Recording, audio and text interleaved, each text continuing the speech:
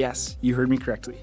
Helicopters. You know, bwah, bwah, bwah, bwah, bwah. Sorry, that's my best helicopter impression. That's brutal. This is a Canadian Mountain Podcast. Why am I talking about helicopters?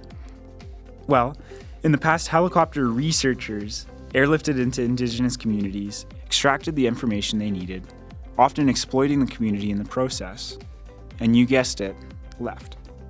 But in recent years, there's been a strong movement of Indigenous and co-led research, where Indigenous communities are the driving force behind the studies. Over the next half hour, you'll hear about some of the Indigenous initiatives that are being undertaken in partnership with the Canadian Mountain Network. I'm Blaise Kemna, and this is the Canadian Mountain Podcast.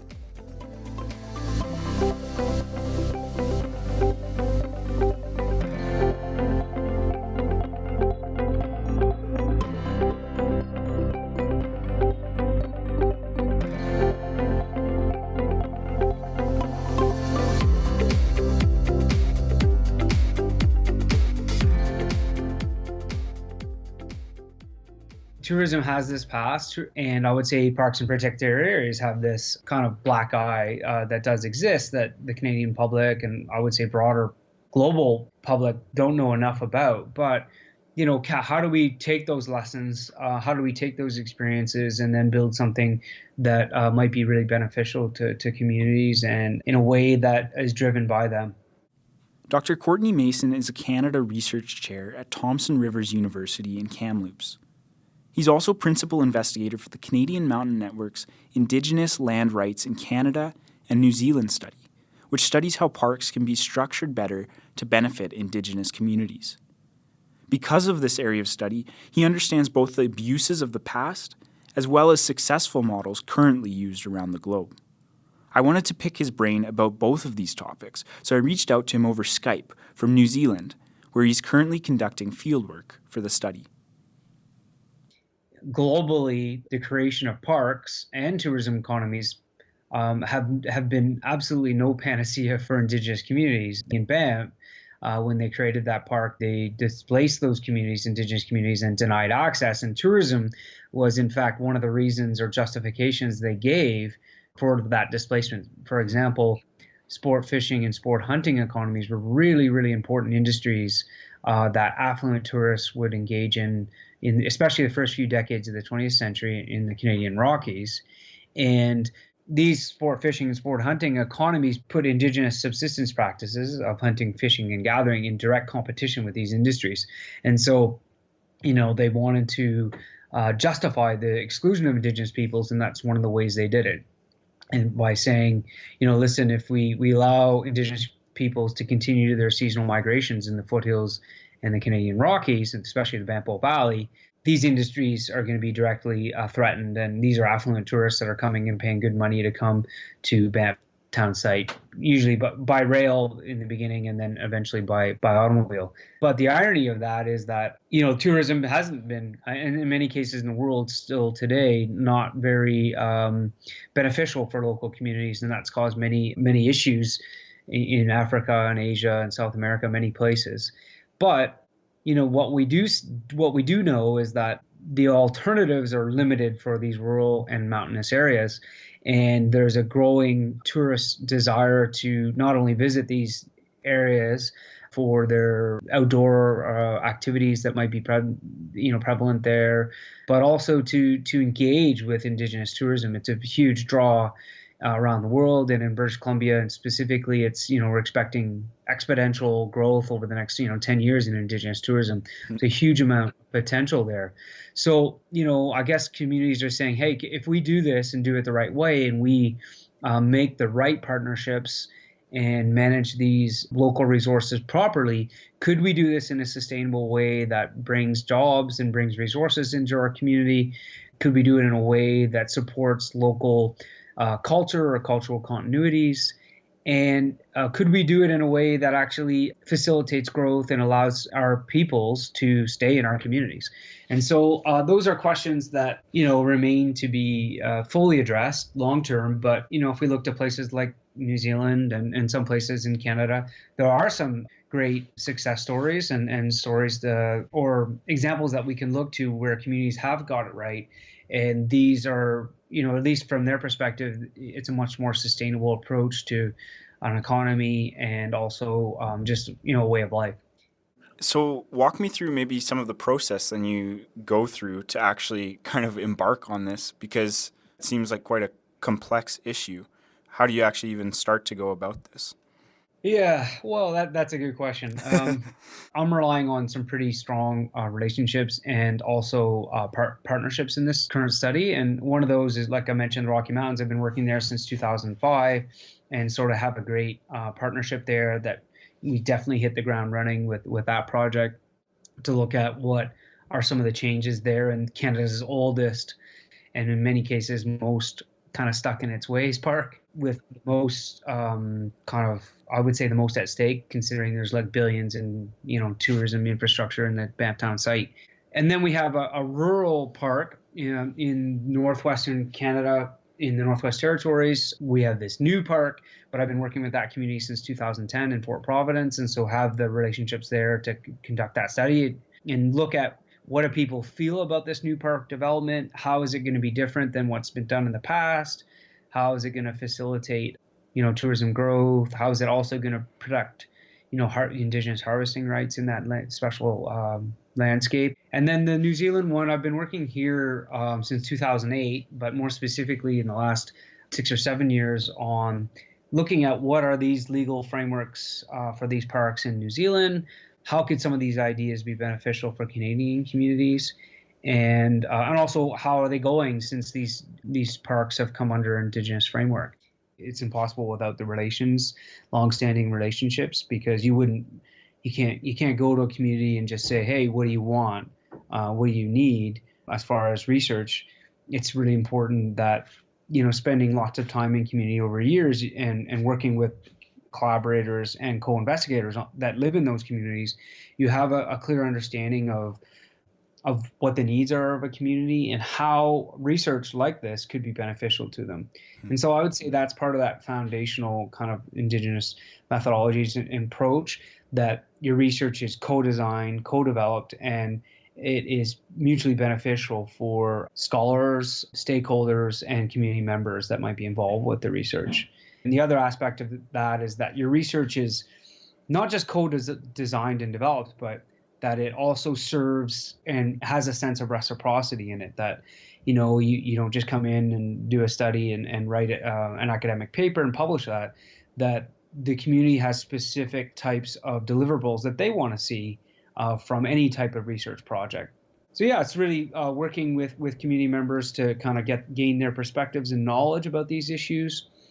And underneath it all, we're really wondering how having a different management framework, not a top-down European approach where you implement a superintendent and they work with their Euro-Canadian team primarily and make decisions and then deliver those decisions to local communities, whether they be Indigenous or non-Indigenous. These, we're really looking at how that's changing and how having a more holistic approach that is more inclusive, not just of Indigenous communities, but other stakeholders, might benefit conservation, might benefit the livelihoods of local peoples. For sort of the average person, why is Indigenous-led research and this sort of thing important? Well, I think Canadians in general, you don't have to look too far. I'm sure if you open up Twitter this morning or even any global news network, you're going to be seeing stories about the blockades. You're going to be seeing stories about, Indigenous land rights and different perspectives on that. And you're going to see stories about a government that's trying to find a solution to some of these issues, at least short term. I would say that European informed governments, colonial governments, aren't that different than the history of research in communities. For the focus for especially the first few decades of the 20th century is about, really directing and having control in communities. And I think that there's a long history of exploitation and cultural loss in communities related to researchers. And so the same way that governments are trying to collaborate and build bridges, I would say researchers are part of that process too. And I think if you're just a Canadian citizen that cares about, whether it's just your country in general, or these specific locations and sensitive ecosystems that we're talking about when we're talking about parks and protected areas. Making sure that Indigenous communities are not only just consulted, but that they drive some of the knowledge that's being produced about these areas, and I would say solutions. Any possible solutions have to involve local communities, but in particular Indigenous communities, ensuring that their land rights and cultural rights are protected, is just going to be a way of the future. So I think researchers are not only part of that, but also I think that actually we can inform that process and work as bridge builders with grassroots levels and high policy levels. And so I think that's why the average person should care about this type of research and trying to support that and contribute to it in some cases. So Mason is currently globetrotting the world for the cause of co-developed and Indigenous-led research. And the relationships he's built are a testament to the positive outcomes that are being worked towards. But as we'll see, it's not simply a matter of completing the research. The next challenge is actually having it implemented.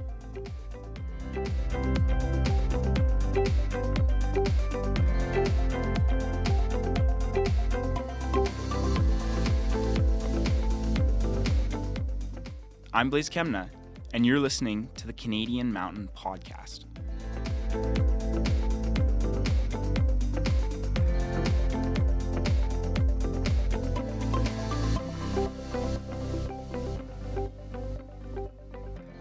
We had set out from the very start. We didn't want to do another study just to do another study and have it sit on the shelf somewhere. We had every intention of tying policy to research. And so we had made those recommendations so that there would be some kind of activity or some kind of change in policy or change in management as an outcome. But that hasn't happened yet. That's Bill Snow. He's the consultation manager for Stoney Nakoda First Nation, where he coordinates industrial and government projects on his people's traditional lands. He's also one of Mason's partners in the Indigenous land rights study you just heard about, and has been involved in a number of Indigenous-led research projects designed to offer traditional Indigenous, rather than Western, perspectives. You just heard him talking about a 2014 study that he and Stoney Nakoda First Nation completed on grizzly bears in Kananaskis. At the time, there were reports of aggressive behaviors towards campers, hikers, and even vehicles. Snow's team studied this and drafted 6 recommendations, including restricted human activity in the area, in order to limit these negative interactions. Of the 6 recommendations, though, only 1 was implemented at the end of the project. Hence, Snow's frustrated response you just heard. But the study provided experience and structure for a new opportunity with the Canadian Mountain Network that would come about for Snow. I reached him over the phone to hear more about it and discuss the potential he sees in Indigenous-led research. Around that time, 2017, is when the Bison Reintroduction started. One of the things that we noticed was that there was no cultural component to the environmental assessment for the Bison Reintroduction project, reintroducing bison into the panther dormer area of Banff National Park. We did an application to do a cultural study there, and that failed. And then right around that time, 2018, 2019, is when the first calls for the Canadian Mountain Network came about. And so we revised our program for the cultural study on bison and submitted it, and now we're successful in getting the chance to do a similar kind of cultural study for the bison reintroduction at Banff National Park. Tell me a little bit more about that study. What will that entail? It does have similarities to the Stoney grizzly study of Kananaskis in that it will follow a similar type of process. The methodology that we used, that we came up with, was something we called cultural monitoring. What we came up with was to do 5 different steps. Number 1 is the project planning. Number 2 is the elder interviews. Number 3 is the field work. Number 4 is reconnection with elders and the final report. And number 5 is educational outreach. Basically, that same process is what we're going to follow for the cultural study for the Bison Reintroduction study. Okay. And now that study, that is currently in early stages, or at what point in the study is that in? Yes, we're in the very, very early stages. We are planning to do the bulk of the work here in 2020. Very cool. What do you hope ideally for this study to accomplish? Well, there'll be a few different goals of the study. One of the goals of the study will be that understanding the cultural importance of the buffalo to the Stoney people. Another goal of the study will be understanding the cultural importance of those landscapes where the buffalo are in right now. There will also be some general understanding that will come out of the study about the history of the Stoney people in Banff and that area in Banff National Park. Generally, there'll be some cultural awareness issues that will be more of an indirect goal of the study, but there will also be to understand not just what scientists understand about bison, but about some of the cultural understandings of bison that scientists may or may not be aware of. Hopefully we'll get a chance to not only talk about that, but write about that in the report. Okay. As part of that 5-step process, one of those elements, in fact, I think 2 elders were involved. So can you tell me why it is so important for you guys to have the input of Indigenous elders throughout the process? When you start a study, if you're doing a scientific study on fish, then you bring in a fish expert, or if you're doing a study on wildlife, you bring in a wildlife expert. If you're doing a study on water, then you bring in an aquatics expert. So the same way like in Western science, in the same way in traditional knowledge, we bring in our experts, and those are our elders. They've grown up hearing about all the traditional stories of a particular place or a species.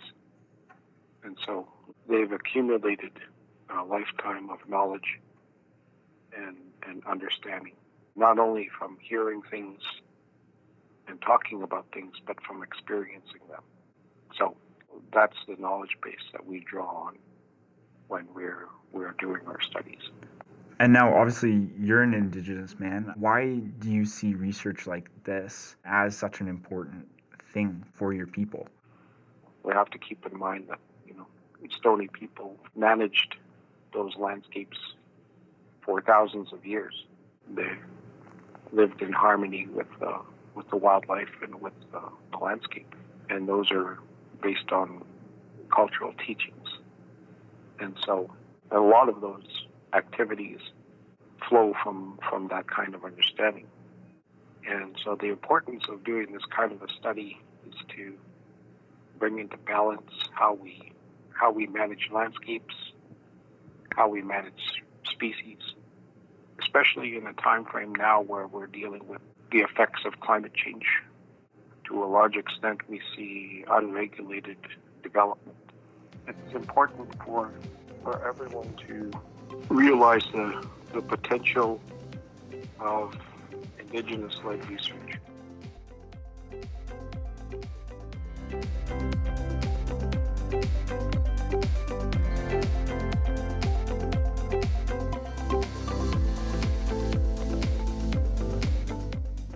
I'm Blaise Kemna, and you're listening to the Canadian Mountain Podcast.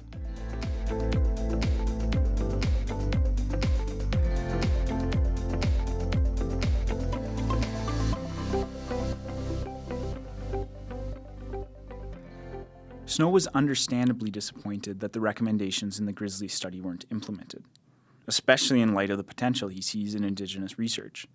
And while the jury is still out on how the Bison Reintroduction study will turn out, he isn't the only one who hopes that Indigenous research will begin to shape policy.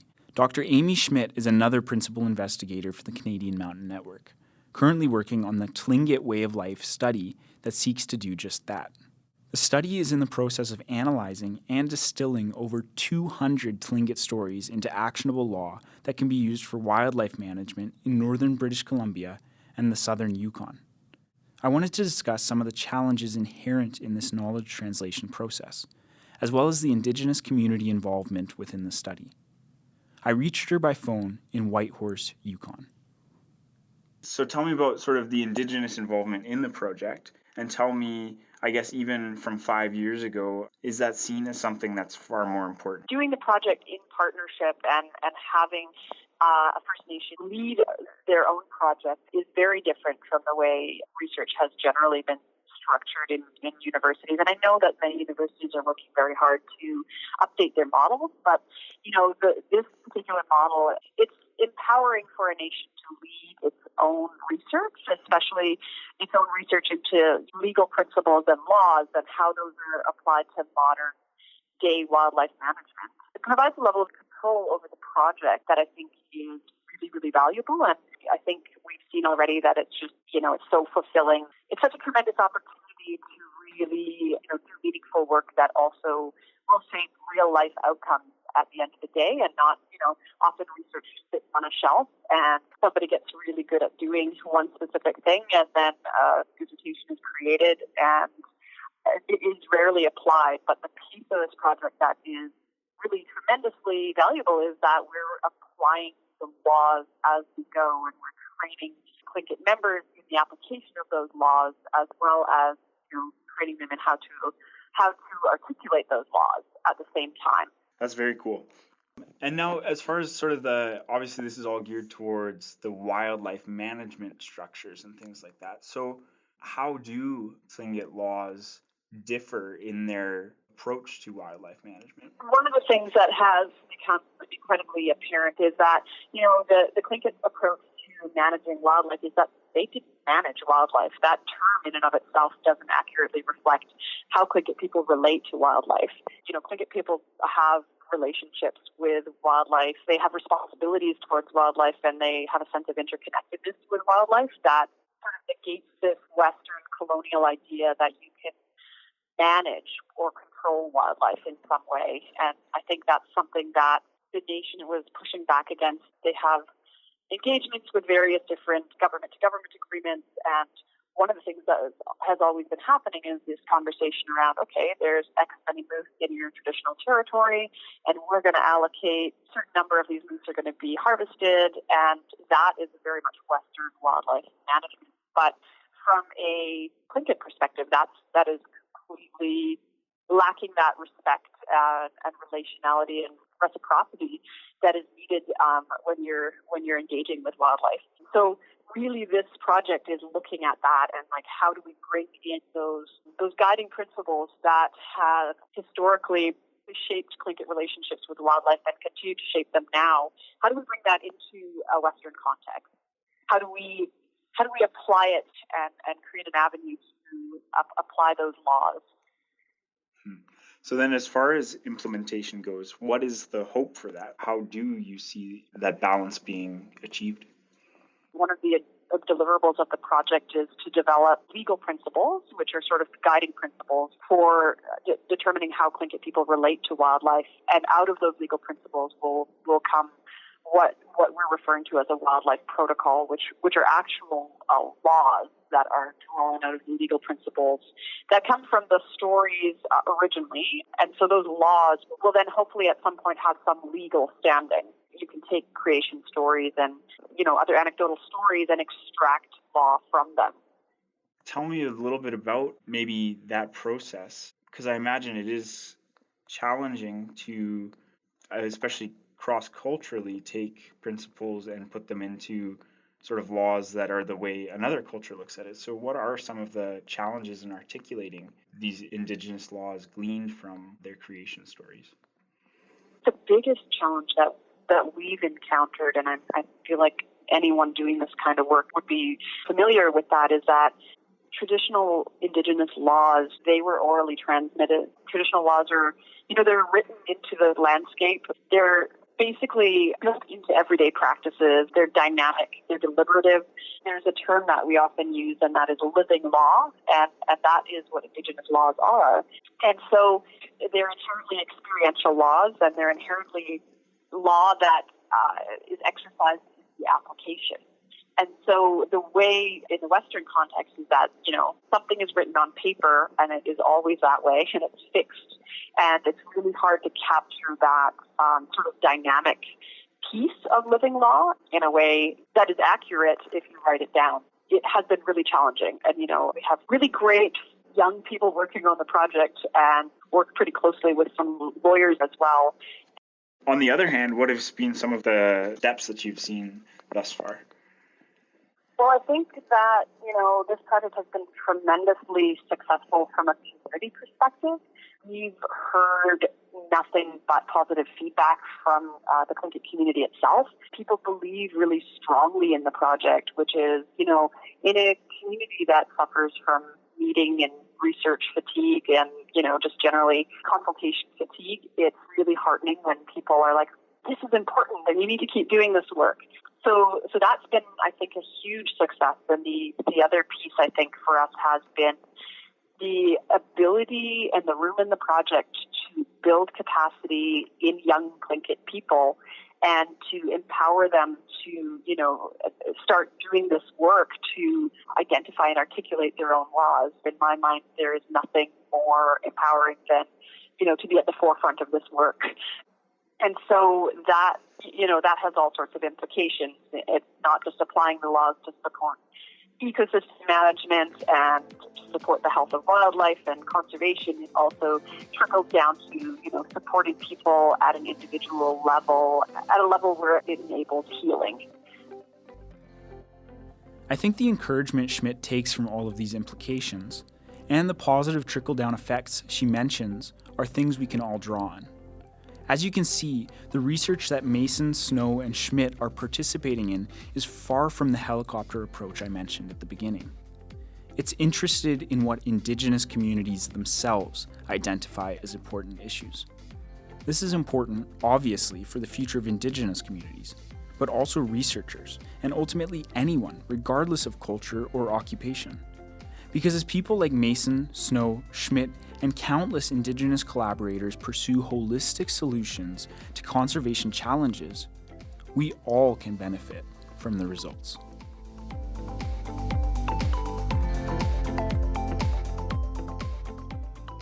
That's it for this edition of the Canadian Mountain Podcast. I'm Blaise Kemna. Thanks for listening.